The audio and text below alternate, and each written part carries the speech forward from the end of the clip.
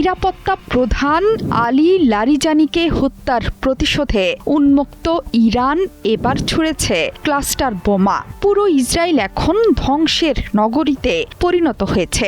ইসরায়েলের 1 ইঞ্চি জায়গাও বোমার আঘাত থেকে রক্ষা পায়নি। এবার নিরাপত্তা প্রধানকে হত্যার প্রতিশোধ ইরান যে এমনভাবে নিতে পারে সেটি কল্পনাও করেনি ইসরায়েল।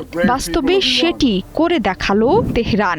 ইরান বলেছে ইসরায়েলের 100টি স্থানে বোমা হামলা চালিয়েছে মোজতবা আলী খামিনির বাহিনী। আয়াতুল্লাহ আলী খামিনির মৃত্যুর পর লারিজানি হলেন এখন পর্যন্ত নিহতদের মধ্যে সর্বজ্যেষ্ঠ ব্যক্তি। এই হত্যাকাণ্ডের পর এখন ইসরায়েলকে ভোগ করতে হচ্ছে ভয়ঙ্কর পরিণতি। ইরানের বিধ্বংসী হামলায় তেল আবিবে প্রাণ গেছে 2 জনের। ইরানের ক্রমাগত হামলায় এখন পর্যন্ত 14 ইসরায়েলির প্রাণহানি হয়েছে।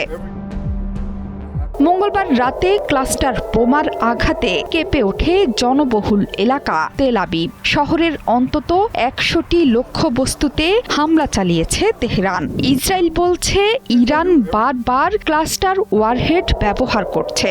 এগুলো মাঝ আকাশে অনেকগুলো ছোট ছোট বিস্ফোরকে বিভক্ত হয়ে পড়ে এবং বিশাল এলাকা জুড়ে ছড়িয়ে পড়ে, যা ঠেকানো বেশ কঠিন। ইরানের ছোড়া একের পর এক মিসাইলের আঘাতে মধ্যাঞ্চলীয় গুশতান এলাকায় শক্তিশালী বিস্ফোরণের শব্দ পাওয়া গেছে।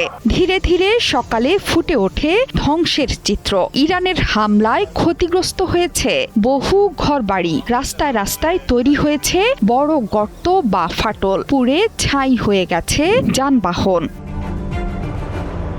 হামলা প্রসঙ্গে এক বিবৃতিতে আইআরজিসি বলেছে লারিজানিকে হত্যার প্রতিশোধে অপারেশন ট্রু প্রমিস 4 এর 61তম ধাপে তেল আবিবের 100টি লক্ষ্যবস্তুতে আঘাত হেনেছে তেহরান। এই হামলায় মাল্টি ওয়ারহেড খুররাম শহর 4 এবং কাদর মিসাইলের পাশাপাশি বিদ্যুৎ গতির এই হামলার সময়ে খুররাম শহর 4 এবং খাইবার শেখান মিসাইলগুলো কোনো বাধা ছাড়াই অধিকৃত অঞ্চলের কেন্দ্রস্থলে 100টির বেশি সামরিক এবং নিরাপত্তা লক্ষ্যবস্তুতে আঘাত হেনেছে। আইআরজিসি জানায় এতে স্পষ্ট জায়নবাদী শাসনের বহুস্তরীয় এবং উন্নত বিমান প্রতিরক্ষা ব্যবস্থা ভেঙে পড়েছে। এই হামলার পরপরই তেল আবিবের একাংশ ব্ল্যাক আউট হয়ে গেছে।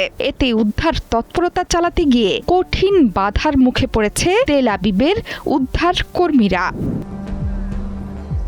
তেল আবিব ছাড়াও অধিকৃত পবিত্র শহর আল কুদস, হাইফা বন্দর, ইসরায়েলের প্রযুক্তি কেন্দ্র হিসেবে খ্যাত বীরশেবা এবং নেগেভ মরুভূমিতে কৌশলগত স্থাপনাগুলো গুঁড়িয়ে গেছে।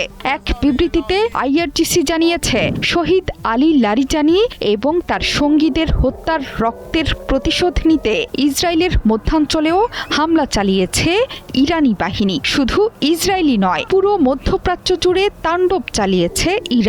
কাতার, বাহরাইন, সংযুক্ত আরব আমিরাত, কুয়েত এবং সৌদি আরব সহ এই অঞ্চল জুড়ে থাকা মার্কিন ঘাঁটিতেও তীব্র আঘাত হেনেছে তেহরান। জোহরা চৌধুরী সেতু, ৭১।